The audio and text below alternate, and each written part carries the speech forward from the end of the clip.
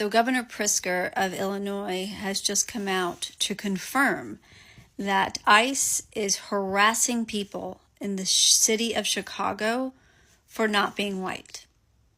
They're going up to people for no reason who are just going about their day, but they're not white. So they're harassing them to see if they fight back, if they do something to ICE agents so that they can just arrest them on the street. They're goading them. These are families with children, with multiple members walking through the streets of Chicago, and because they're not white, ICE agents are targeting them, questioning them, asking them for documents. That's insane. That's not American. People should be allowed to not be white in the streets of the United States. But this is where we are, people. Good morning, friends. This video is for all of my Canadian followers and mutuals. And if you are a Canadian follower or mutual, I beg you to share this in all of the groups across all platforms in Canada.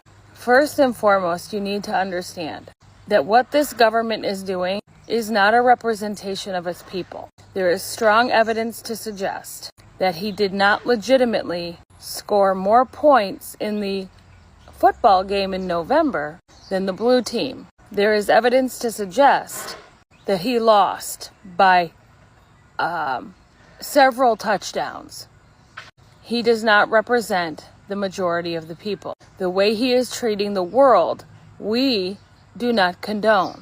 Canada has always been a friend to us and to the LGBTQ, Black and Brown communities, and the disabled. We have always looked at Canada as a fairer, more safe place for people like us. But it turns out, in the recent past, people claiming asylum for their safety from America to Canada have been met with Border Patrol who's threatening to arrest them or notify the American authorities of their asylum claim. We need you to apply pressure to your Canadian government desperately to take the United States off the safe country list. They are not a safe country for marginalized groups or the LGBTQ. The government is slowly but surely hitting a point of no return. This means that other countries are going to see a massive influx of people fleeing for their own lives. And if Canada still has the United States labeled as a safe country, people who need to seek asylum in your country will not be able to get there easily. Their asylum claims can be revoked or rejected, and they can be told to turn around. I'm not exactly sure how your government works, but for those of you who want to help, this is how you can help. Please make sure you're following Charlotte on France and watch this video below. Please share this video widely. We need your help desperately. So we warned everybody for the longest time that we were approaching fascism. Now we've basically done a triple jump over the line. As Trump continues to commit impeachable acts, disobeying federal court rulings, and sending the military to police cities. Cities that he claimed didn't vote for him so they don't matter anyway. So much for being the leader of everybody. But just like federal courts said his occupation of Los Angeles and DC were both unconstitutional and flat out illegal, he is now sending the military over to Portland, Oregon, and telling them to use full force, because one of the steps in the authoritarian playbook is to normalize the usage of troops on the street. This is in order to scare people, to make people comply, but mostly to make it seem like the troops in the street are an everyday thing. And every single official in Oregon is saying, why the hell are you sending them here? There's nothing wrong. The mayor of Portland even said the president will not find lawlessness here, unless he intends to perpetrate it. Bingo. Because much like we saw in DC and LA, the only lawlessness and violence that was happening was from ICE agents. But once again, Trump is claiming that he has to provide all necessary troops to protect war-ravaged Portland. And much like with DC, the high-up officials and the governor here are saying, there's nothing wrong, there's nothing going on, it's fine. But that's what he has to do. Trump has to deploy a whole bunch of troops to quote-unquote blue cities that he says are ravaged with crime, have them sit there and do nothing for 2 weeks but intimidate the people, and then say, oh look, I made the place safe and perfect, even though nothing was fucking happening. But he says he needs to handle domestic terrorists. In other words, anybody who disagrees with him. This is the definition of fucking fascism. Sending the military and troops to peaceful cities in order to threaten people and intimidate people. This is where we are now, having authoritarian at the helm who only cares about enriching himself and making himself and his cronies more money, while he slowly takes away everyone's rights and intimidates the populace into submission. This would normally be an excellent time to say we told you so. But it doesn't give me any pleasure anymore because the rest of us are suffering along with these idiots who think this is a good thing. And once again, it all comes down to education in this country, because the people who support and endorse Trump's actions are blatantly uneducated people who failed history but got an A+ in racism. We are just a few hours away from a government shutdown, so what can you expect if it actually happens this time? And it looks like it will. First, you have to understand that a government shutdown is not random. It's scheduled. And if it happens, it doesn't mean the US government is broke, and it doesn't mean the US government has no money. The US government has plenty of money. If the government shuts down, it means Congress has failed to do the one job that it has. See, the US government runs on a fiscal calendar from October 1st through September 30th. And every single year, it is Congress's job to find a way to fund the government before the fiscal year ends. That means it's Congress's job to figure out how much money each department and agency will get in their budget and figure out which priorities will and will not be funded. And if September 30th comes around and there is no spending plan approved by both the House and the Senate and signed by the president, no government agencies or departments get their budget allotment, so they don't have money to operate. Then they have to close, and ultimately the government shuts down. And tomorrow is September 30th. And we are not even in the ballpark of a deal to keep the government open. Okay, so now that you know how government shutdowns happen, let's talk about what happens when the government shuts down. During a shutdown, the federal government must stop all non-essential functions until Congress passes a spending bill. Each agency and department determines what work is essential and what is not. And in this Trump administration, the executive branch also has a big say. The federal workers who are considered non-essential will be furloughed, and agencies and departments that are considered non-essential will close. Now, instead of running down a list of what is considered non-essential and will be shutting down because it's a pretty long list, it's actually much easier to tell you what is considered essential and will be staying open. So Social Security, Medicare, veterans benefits, military operations, law enforcement, U.S. Immigrations and Customs Enforcement, ICE, U.S. Customs and Border Protection, CBP, and Air Traffic Control, all those departments will stay open. However, depending on how long the shutdown lasts, the people who work at those departments and agencies may have to go to work without pay. The longer the shutdown lasts, the worse things get. Almost immediately after a government shutdown, the national parks will close. So if you have a trip planned to see one of our beautiful national parks in the next week or so, you may want to reschedule. And if the shutdown lasts more than a few days, passport processing could slow down or stop. Federal courts, including immigration courts, could start postponing or canceling hearings. And some federal government contractors may not get paid. Now, your payments from Social Security, Disability, Medicare, Medicaid, those will all still be processed, and the post office will stay open. However, some of the federal employees who work at those places are considered non-essential. So if you are looking to get help at those places, or you want to perhaps process a new disability or Social Security claim, or if you have questions about your existing benefits, getting those answers will become more difficult the longer the shutdown lasts. The White House used to keep a department-by-department list of shutdown plans, but now this Trump administration says each agency and department will post their own shutdown plans, which I will email as many of them to you as I can in tonight's Facts HQ email, so make sure you sign yourself up. The last time the U.S. government shut down was in 2018 and 2019 during the first Trump administration.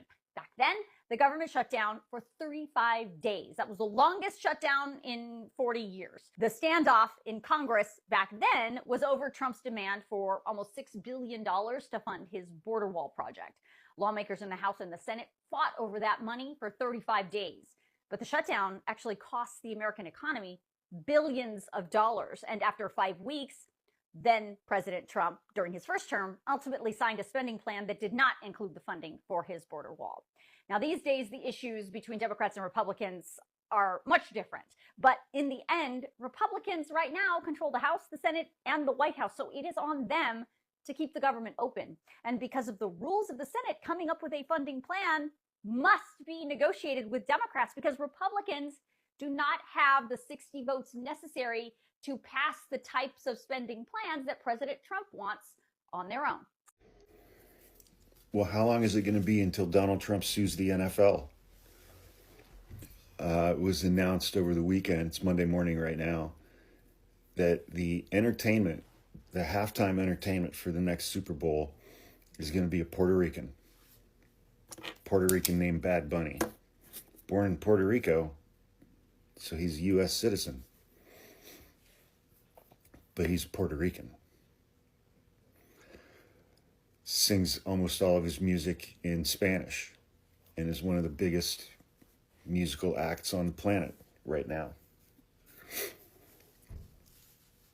I think everybody was kind of thinking or expecting that the halftime entertainment would have been Taylor Swift, which still would have caused Donald Trump and Stephen Miller to have mixed emotions because, you know, they fucking hate Taylor Swift.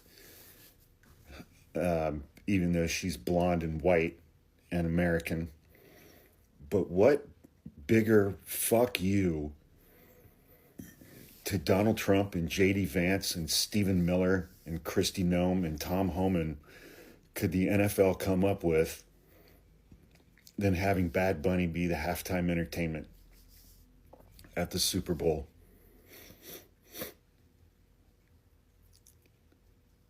Puerto Rican, sings his songs in Spanish, but he's an American citizen. He hasn't played any concerts in the United States this year, I don't think, because he was terrified that his fans would show up to see him and they'd all get fucking hassled by ICE. I love that he's doing this, man. I love that he's doing this. I love that the NFL is going along with this because the NFL, not that they're some fucking paragons of virtue. I mean, look what they did to Colin Kaepernick. You know, they have just as much racism, bigotry as the rest of the United States. But they know that Donald Trump is temporary. They know that this racist, bigoted, homophobic, transphobic, Trumpist bullshit, authoritarianism garbage is temporary. And they understand large portions of their fan base. Now, are the guys who wear their baseball hats backwards and have goatees and wear Oakleys and film all their videos sitting inside their pickup truck, are those guys going to be upset about this? Yeah, they won't be watching. And they're going to let every single one of us know that they're not going to be watching because the halftime show is going to be somebody who speaks Spanish, even though that person is a United States citizen. Because it was never about being here legally versus being here legally. It was always about the racism, the bigotry, and getting rid of black and brown people.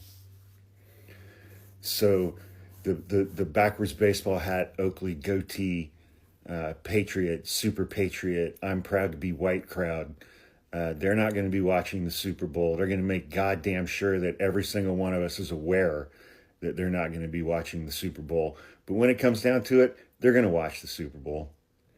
They're going to watch the Super Bowl. They're going to watch the Super Bowl.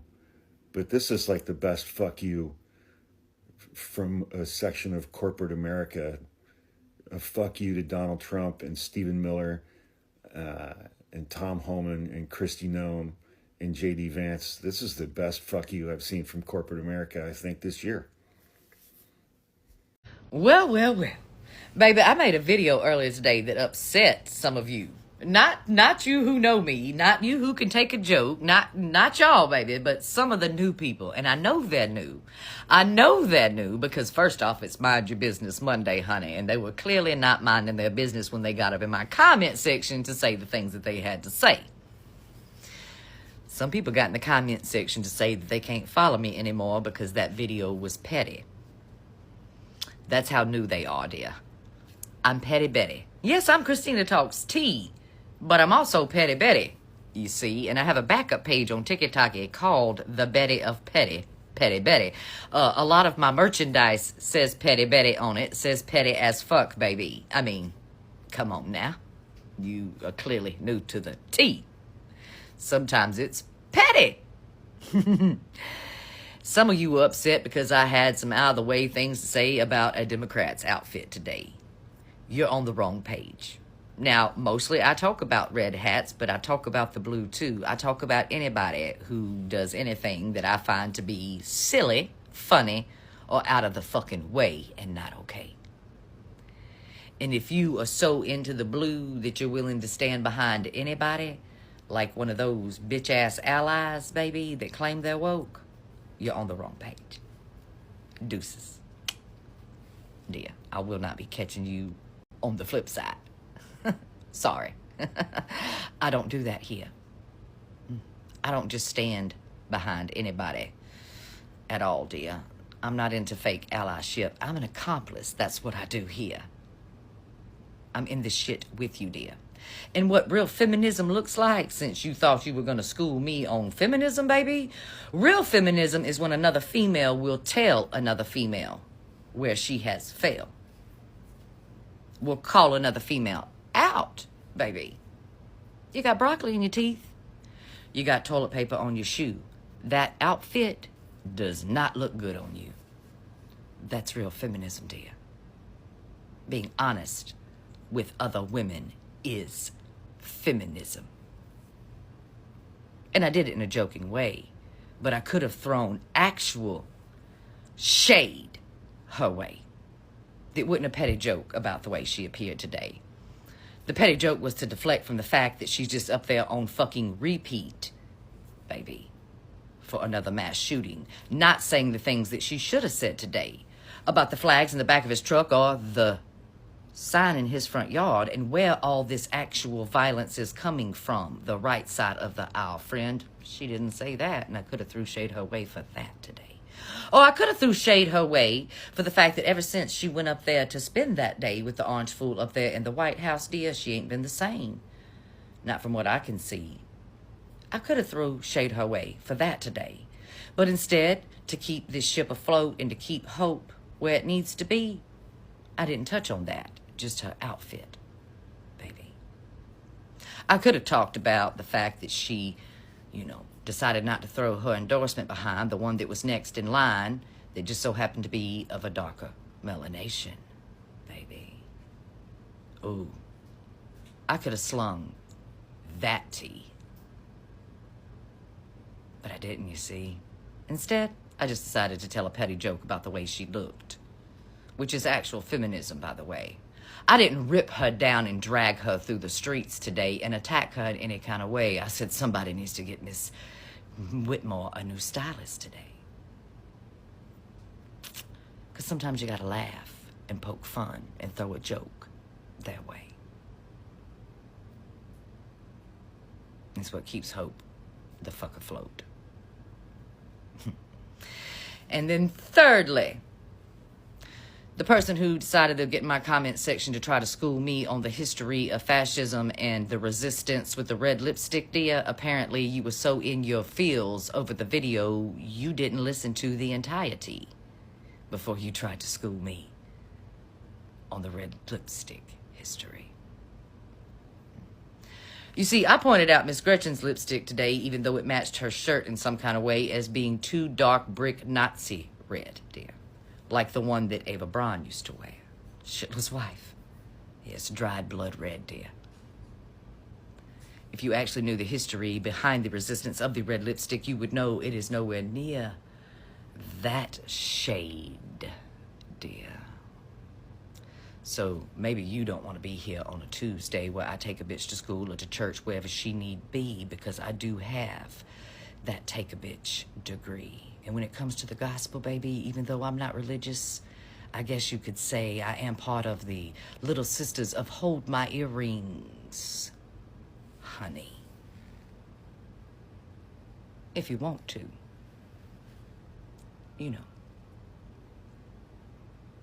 On Tuesday. Or on Wednesday, which is which motherfucker would. I'm always ready. In my pettyhood.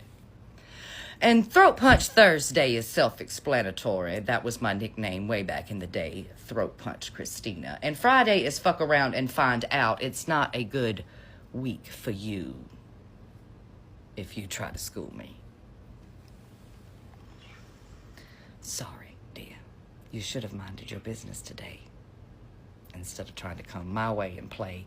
And for the lady who said she was going to follow me no more because my page is too petty and all I'm doing is hawking merch, deuces to you too. You can hit the bricks, baby. It's just a few clicks. You see, the merch must not be for you. If you don't want to purchase it, that's okay. But it just so happened that a lot of people wanted merchandise, dear. With the petty things that I have to say about protecting our democracy, about our feminism. Baby, that's who the merch is for. I'm not shoving it down your face. I'm not knocking on your front fucking door. If you felt the need to get in the comment section to say that I'm too petty for you and I'm hawking too much merch, well, just know you're petty too, just not, well, as good as me. It's really weak and mediocre petty tea. For everybody else that enjoys a good joke, we'll be back, baby. I got more things to say, and maybe I'll just take the day tomorrow to sling more shade these worthless-ass Democrats' way, because I don't stand behind just anybody, dear. But if you want to play with me, I will be your accomplice, baby. And we will protect our democracy, whether we do it seriously, pettily, or just funny. Trump has instituted a 5-step economic plan to sabotage the economy.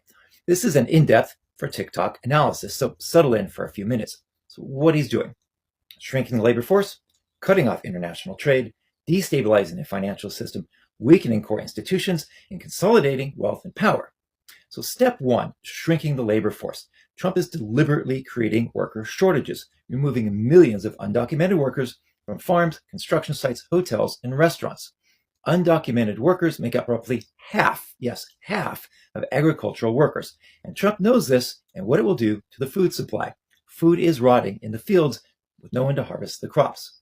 Housing construction has stalled, raising prices nationwide. Hospitality and tourism sectors face record staffing crisis. The result? Food shortages, higher prices, supply chain disruption. Now he's attacking legal immigration. The $100,000 H-1B visa fee makes it nearly impossible for tech companies to hire skilled workers. Tech will move to India, Canada, and Europe, leaving the US behind. Restricting student visas cuts off a future talent pipeline in medicine, science, and engineering. The goal: make the US businesses struggle to operate, forcing closures and driving up consumer prices. Number 2, cut off international trade. Trump's trade policies isolate America from the global markets, hurting exports and consumers at the same time. Tariffs on imports raise everyday prices for goods. Retaliatory tariffs by other nations then block U.S. exports, which have devastating effects on farmers and manufacturers. Pulling out of agreements like the TPP and threatening NAFTA partners pushes allies towards China's RCEP, the EU, MESCOR, and all other non-U.S. trading blocs, leaving the U.S. isolated. Allies like Japan, South Korea, and Australia now trade more with China than with America. The goal: collapse export-driven industries while raising domestic costs, creating economic desperation. Number 3, destabilize the financial system. Trump is undermining the foundations of the U.S. dollar, which underpins the entire global economy. Publicly attacking and threatening to replace Fed officials destroys market confidence. Businesses can't plan or borrow when they fear politically driven interest rates. Trump has openly suggested renegotiating or defaulting on U.S. debt, a move that would send global markets into chaos. And as U.S. reserve currency status weakens, inflation will skyrocket and retirement savings will evaporate. Given tax cuts for billionaires and corporations with no offset will balloon the national debt and raise borrowing costs. Goal: trigger financial panic, erode trust in the dollar, and push global investors to abandon the U.S. Step 4, weaken the core institutions. Strong economies require stable, predictable institutions, and Trump is actively dismantling them in the U.S. And he's turning courts and regulators into partisan tools, which scares investors and discourages entrepreneurship. Businesses need neutral enforcement of contracts to function. Trump destroys that trust. Slashing budgets and hollowing out expertise in the Department of Commerce and the State Department and regulatory agencies, the U.S. has become incapable of coordinating trade policy or negotiating deals, leaving foreign rivals with the upper hand. The goal? turn government into an unreliable, unpredictable force, discouraging growth and making citizens dependent on Trump for stability. And the final step, consolidating wealth and power for himself. Once the system collapses, Trump and his allies seize control of what's left. As farms, factories, and businesses fail, Trump-aligned billionaires buy them at dollars on the penny, just like Russian oligarchs after the Soviet collapse. Trump deregulates industries for corporations while leaving consumers unprotected, maximizing profits for his allies. With ordinary Americans broke and scared, they accept authoritarian control in exchange for the illusion of order. The ultra-rich rule as oligarchs with Trump as the figurehead. His goal, create a Russian-style oligarchy where wealth and power are concentrated among a handful of loyal insiders. Individually, these actions look like bad policies or political incompetence, but together they form a clear pattern of economic sabotage. Shrink the labor force so industries collapse, cut off international trade to isolate the US and destroy exports, destabilize the financial system to trigger a panic, weaken core institutions so no one can resist, consolidate wealth and power into the hands of Trump and his allies. This is the blueprint for authoritarian takeover. And quite quickly, America won't have a democracy. It will have a playground for oligarchs. And what are Americans doing about this? Tell me, because I don't know. Republicans are trying to shut down the government and blame the Democrats. Don't believe them.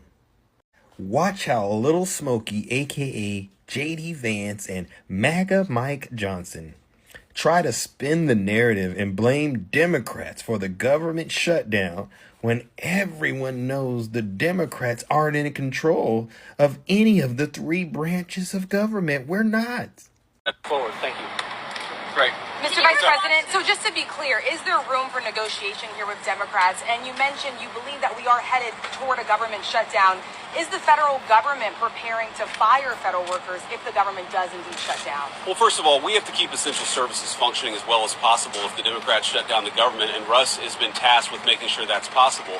Now, you asked about negotiations. One of the things I admired about the president, but frankly the entire team's approach during the conversation we just had with Chuck Schumer and Hakeem Jeffries was, they have some crazy ideas. Giving taxpayer money to illegal aliens for health care, that's a crazy idea. Funding transgender surgeries in Peru, that's a crazy idea. But they had some ideas that I actually thought were reasonable, and they had some ideas that the president thought was reasonable. What's not reasonable is to hold those ideas as leverage and to shut down the government unless we give you everything that you want. There were multiple times where Leader Jeffries or Leader Schumer would say, you know what, we should be doing this, and the President of the United States would say, yeah, absolutely, let's have that conversation, but we're going to do it in the context of the people's government being open. We're not going to let you take the people's government hostage and then give you everything that you want. And that's really the state of the negotiation. Yeah, let's have a conversation, let's have a negotiation, but we're not going to shut down the government because we won't give the Democrats everything that they want. Can you respond to what Senator Schumer said, that there were aspects about health care ending for certain people that the president was learning about for the first time in that meeting? And was the president open to a deal on the ACA subsidies? Well, I'm highly skeptical that the president was learning about it for the first time, thanks to Chuck Schumer. But what I will say is, look, we have put a $50 billion rural hospital fund into the big beautiful bill that we passed a few months ago, because we know that under Biden administration's policies, there are a lot of small town hospitals, a lot of rural health care that was getting shut down and that was struggling. We're trying to fix that problem. In fact, we're happy to work with Democrats to fix that problem. We want to work across the aisle to make sure that people have access to good health care. We are not going to let Democrats shut down the government, take a hostage unless we give them everything that they want. That's not how the people's government has ever worked. That's certainly not how it's going to work under the Trump administration. I really do hope no one really is buying into the narrative that JD Vance is trying to spin. Every time they bring up Joe Biden, that means they don't got anything, right? Remember, Donald Trump, he had concepts of a plan, right? That's what this is all about. They don't have any real plans, and the jig is up. The big, beautiful bill, it's not successful, because if it was, they'd be bragging about how successful it is, right? No, it's harming everyday Americans. And yet and still, these cronies of Donald Trump, JD Vance, Little Smokey, and MAGA Mike Johnson, they continue to get out here on camera and act like they're not stealing from the American people. This is very important on health care. their counterproposal, what Chuck Schumer and Hakeem Jeffries are demanding, is that they claw back the $50 billion that we put into the rural hospital support structure. They want to take that back. We're not going to do that. We passed that because we have to allow for that. Also, if they shut the government down, not only are troops unpaid, federal workers, and all the services that everybody relies upon, but the WIC program, the nutrition program, women, infant, and children, they will not get that program, will not be funded. FEMA won't be funded. We have hurricanes off the coast of the United States right now. This is serious business.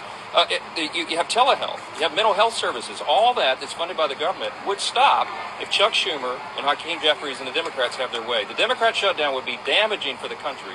We can't allow for it. Hey, MAGA Mike, it's not the Democrat shutdown.